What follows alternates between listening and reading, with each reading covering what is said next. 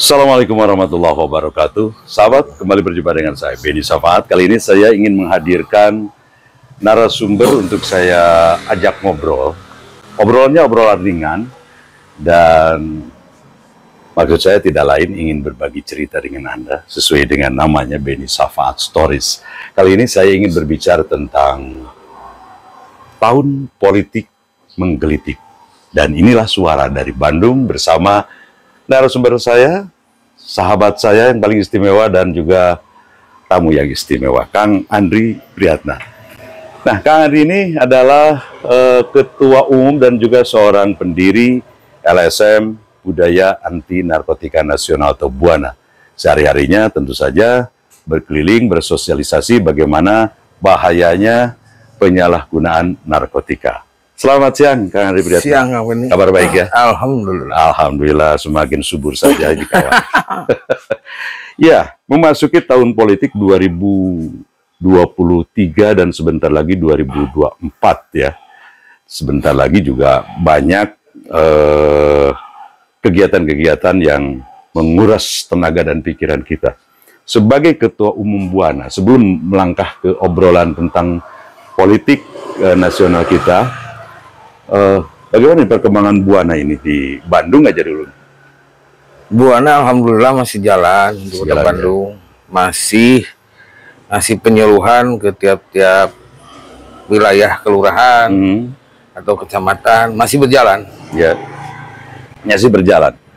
Ya, memang ini adalah kekhawatiran anak bangsa, sahabat, ketika terjadi perkembangan narkotika atau penyalahgunaan narkotika di negeri ini, maka seorang Andri Priyatna turun bersama rekan-rekan, saya juga, untuk bagaimana caranya meminimalisir dari hal-hal yang sangat berbahaya. Baik, kabarnya ini BUANA akan berpolitik, benar? Kalau harus berpolitik? Harus. Kenapa harus? Karena semua kebijakan yang ada di negeri kita ini semua produk politik. Dari harga, dari keamanan, dari kebebasan beragama, semua produk politik. Gitu. Jadi kita harus berpolitik. Kita harus berpolitik. Betul juga. Bisa dibayangkan ketika semua tidak peduli terhadap politik, kemudian orang baik seperti Kang Andri, Anda juga sahabat, tidak sebagai orang baik, tidak peduli dengan politik, maka yang ada di arena politik itu adalah orang-orang yang tidak baik. Bisa dibayangkan bangsa ini akan seperti apa? Akan terjadi ketidakadilan, keseimbangan ekonomi aut-autan, mencari kerja juga susah, para pencari kerja, dan lain sebagainya.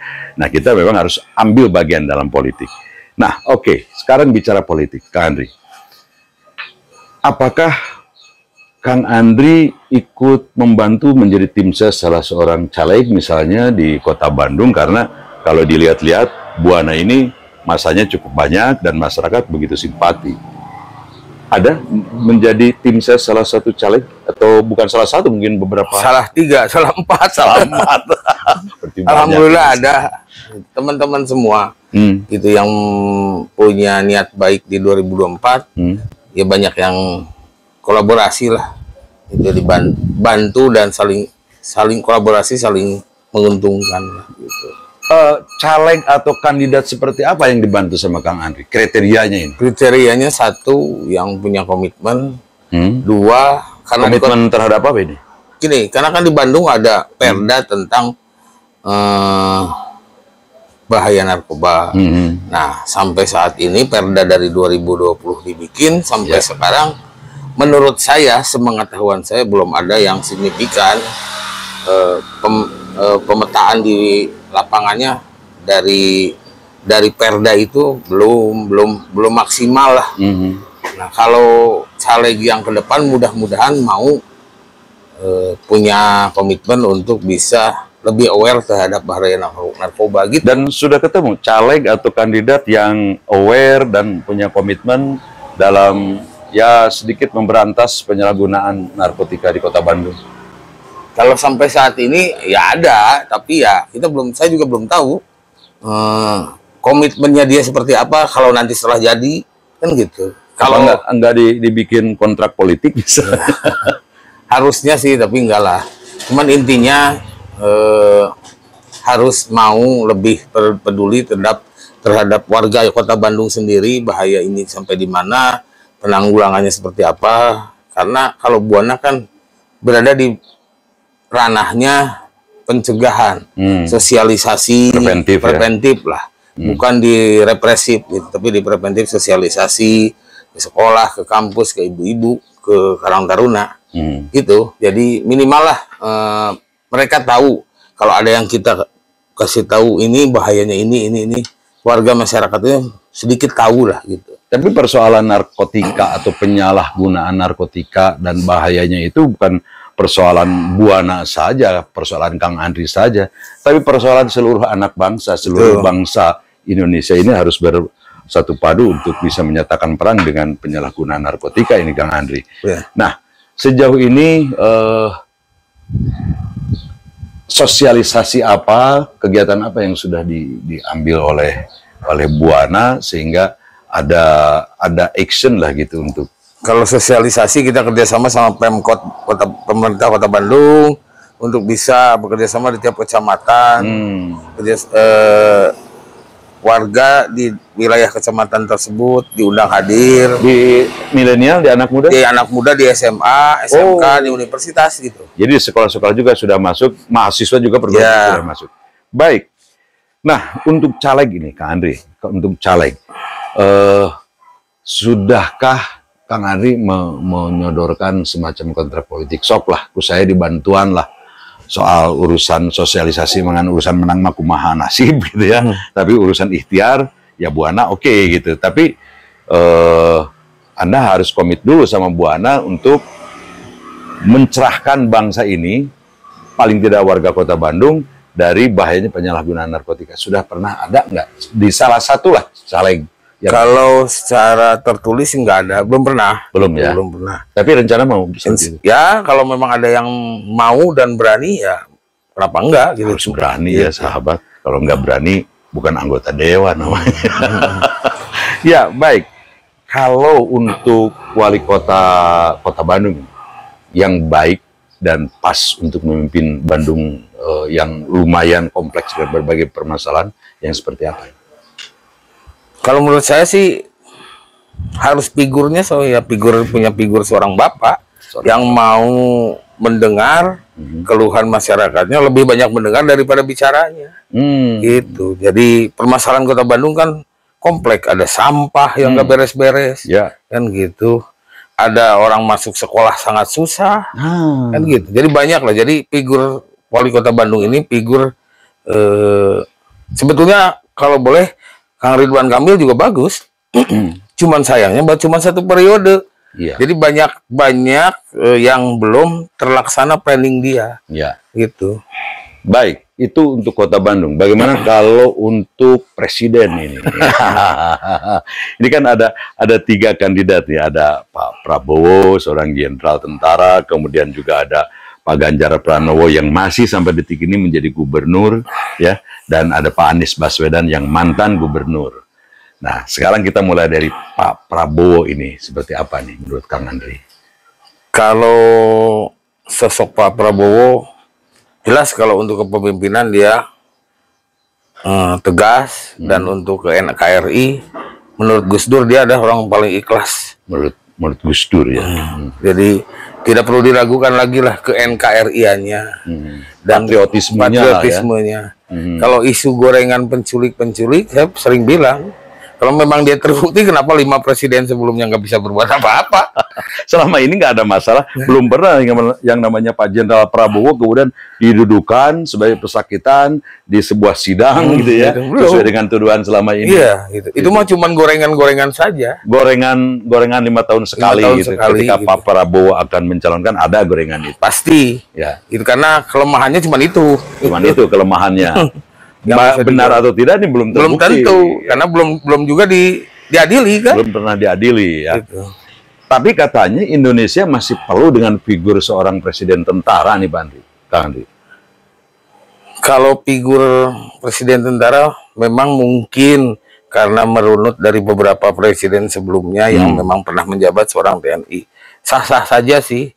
Cuman kalau saya kembali lagi ke orangnya, sebagai pemimpin di negeri ini memang harus berani berdiri di kaki sendiri gitu. Gitu. Karena kalau terlalu banyak kepentingan juga hasilnya nggak bagus. Gitu. Akan membuat negeri ini carut marut ya. Ya. Nah itu Pak Prabowo, sekarang Pak Ganjar Pranowo, gimana? Kalau Pak Ganjar saya nggak terlalu, jujur saya belum terlalu paham ya. Yang tahu beliau hanya Gubernur Jawa Tengah. Beliau juga pernah diribut-ributin di media sosial tentang film pornonya, Bokep. ataupun juga tentang Wadas. Jadi cuman itu aja. Selebihnya saya kurang tahu karena memang saya jarang sekali berinteraksi dengan lingkungan beliau gitu. Iya. Selebihnya oke-oke saja ya. Oke-oke saja sih. Selebihnya gitu. oke-oke saja. Ya, sebetulnya kalau untuk kesukaan nonton bokep sebetulnya itu ranah privat, ranah pribadi.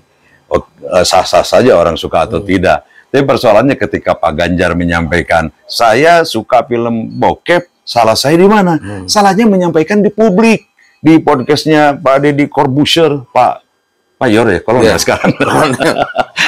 Nah, itu salahnya ketika pernyataan itu, stereotip itu disampaikan ke publik, maka publik berhak menilai dan menyampaikan pendapatnya, opininya. Nah, itu yang jadi salahnya Pak Ganjar. Tapi it's okay. Katanya Pak Ganjar sangat disukai oleh kaum milenial. Kabarnya seperti itu ya.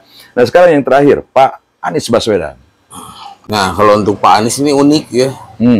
Beliau terlahir dari pendidik guru ya. Guru. Gitu. Keren lah. Smart ya, muda ya. Ganteng ya. Ganteng ya, nggak ada yang diragukan lah. Memimpin DKI juga menurut saya cukup bagus, sukses lah. Ya. Gitu. Dengan digoreng isu radikal, tapi toh DKI nggak ada. Gitu ya. Malah beberapa gereja juga dikasih izin oleh beliau. Gitu. Bahkan etnis Tionghoa juga dirangkul. Gitu. Dan jadi, tidak ada keluhan gitu ya. Jadi kalau untuk Pak Anies ini menurut saya salah satu putra bangsa yang terbaik saat ini. Di luar yang lain masih banyak yang baik, tapi ini yang mau manggung ini menurut saya Pak Anies, Pak Ganjar dan Pak Prabowo ini 3 putra bangsa terbaik menurut saya. Yang terbaik dari yang terbaik begitu. Nah, kalau begitu ada 3, Kang Andre sendiri pilih yang mana? Jangan bilang-bilang tetangga. Kalau saya sih jujur aja. Kisi-kisi sajalah. Kisi-kisi cuma yang mau mendengar suara keluhan rakyatnya, gitu. Itu aja, gitu, dan berani berdiri di atas kaki sendiri. Udah itu aja. Itu pesannya Bung Karno dulu. Berdiri di atas kaki sendiri. Tapi sekarang kan sudah berdiri di kaki sendiri. Berdiri di kaki sendiri, tapi digelantungin. Gelantungin, atau kakinya kaki palsu. Saya tidak tahu. Nah, Anda sendiri, sahabat, pilihannya jatuh ke siapa? Ke Pak Jenderal kah? Ke Pak Gubernur Ganjar Pranowo kah? Atau ke Pak Anies Baswedan kah? Pilihan ada di Anda. Silakan tulis komen di bawah. Pilih siapa? Alasannya apa? Tidak perlu mencaci maki sebelah kiri kanan, tapi pilihan Anda siapa? Kemudian sampaikan kenapa Anda memilih si A. Alasannya begini begitu. Oke? Saya suka dengan komentar Anda yang tidak mencaci maki apalagi menyinggung suku, agama, dan ras. Itu saja barangkali saya ngobrol-ngobrol dengan Kang Andi Priyatna, Ketua Umum Buana Budaya Anti Narkotika Nasional. Sekali lagi ini adalah obrolan santai saja, jangan dibuat ribet, jangan dipermasalahkan, masalah biar saja yang meribetkan kitanya nggak usah ribet. Oke, terima kasih. Saya Benny Sahabat. Wabillahi taufiq wal hidayah. Wassalamualaikum warahmatullahi wabarakatuh.